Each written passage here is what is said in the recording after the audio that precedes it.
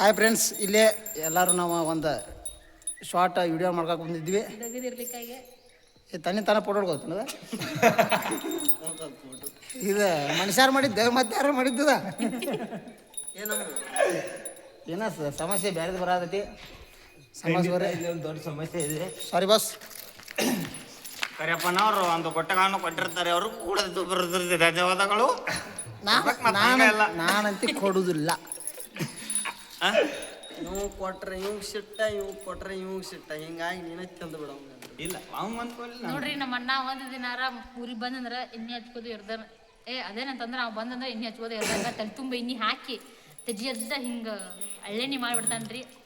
ನಮ್ಮ ಅಕ್ಕನ ಮೊದಲ ಕರ್ರಗದ ತಂಬಾಕು ತಿಕ್ಕಿ ಬಿಡ್ತಿ.